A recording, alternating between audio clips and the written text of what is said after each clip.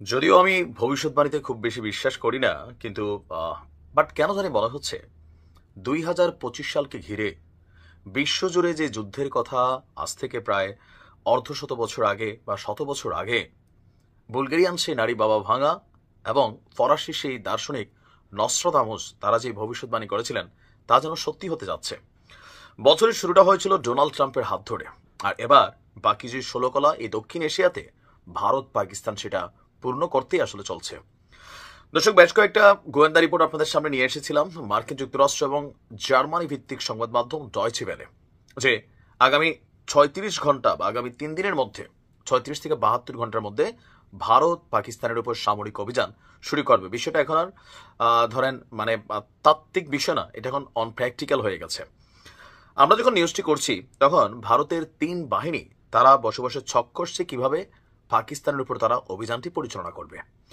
গতকালকে আপনার ভারতের প্রধানমন্ত্রী নরেন্দ্র মোদী কয়েক দফা বৈঠক করেছেন রাষ্ট্রের অতি গুরুত্বপূর্ণ ব্যক্তিত্ব এবং কি সেনাবাহিনী, নৌবাহিনী, বিমান বাহিনীর যারা ঊর্ধ্বতন মানে সামরিক কর্মকর্তারা আছেন, এর পাশাপাশি প্রতিরক্ষা মন্ত্রণালয় থেকে শুরু করে রাজনৈতিক দলগুলোর সাথে, এবং কি মোদীকে সবাই পূর্ণ সমর্থন দিয়েছে রাজনৈতিক দলগুলো।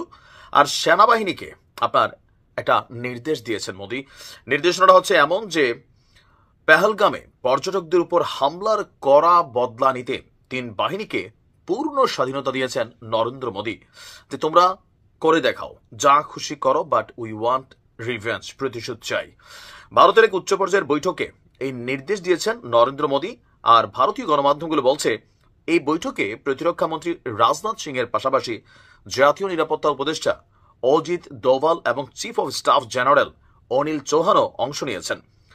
মোদীর নির্দেশনা ছিল এমন, সন্ত্রাসবাদ মোকাবিলা করা আমাদের জাতীয় সংকল্প এবং ভারতীয় সেনাবাহিনীর উপর মোদীর পূর্ণ আস্থা ও বিশ্বাস রয়েছে।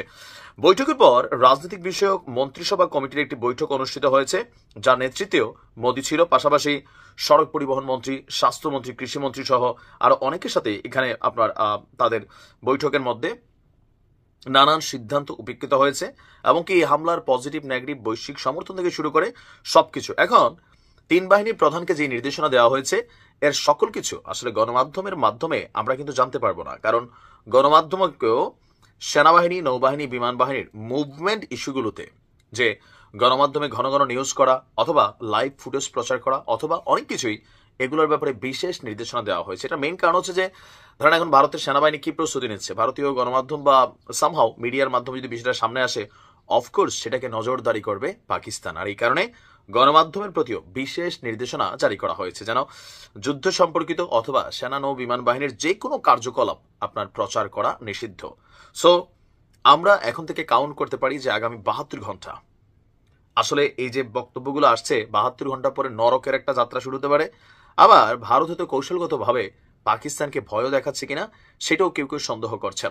যেমন মার্কিন গণমাধ্যমগুলোর মধ্যে একজন নিরাপত্তা বিশ্লেষক, তার বক্তব্য যে ভারত আসলে যা বলছে দিন শেষে এটা কার্যকরিতায় প্রমাণিত হবে না। কেন? মধ্যপ্রাচ্যের যে সিচুয়েশন ছিল ইরান এবং ইসরায়েলকে কেন্দ্র করে, সেটাও আরব নেতাদের হস্তক্ষেপে থেমে গেছে। সো ভারত এবং পাকিস্তানের ইস্যুতে চীন, যুক্তরাষ্ট্রের যে অবস্থান, পাল্টাপাল্টি অবস্থান, তলে তলে অবস্থান, আবার অন্যান্য দেশগুলো তুরস্ক থেকে শুরু করে অনেক দেশই চাইছে যে এই অঞ্চলের জন্য বড় ধরনের কোনো সংঘাত না হয়, কারণ ভারত এবং পাকিস্তানের সাথে প্রত্যেকেরই একটা সুসম্পর্ক আছে। তো সেই সম্পর্কের খাতিরে কূটনৈতিকভাবে যুদ্ধটা নাও হতে পারে, আবার হতেও পারে। এখন ভারতের গণমাধ্যমের বক্তব্য, সেনাবাহিনীকে পূর্ণ স্বাধীনতা দিয়ে যুদ্ধের নির্দেশনা দিয়েছে নরেন্দ্র মোদী। কি ঘটবে সময় বলে দিবে। ভালো থাকুন।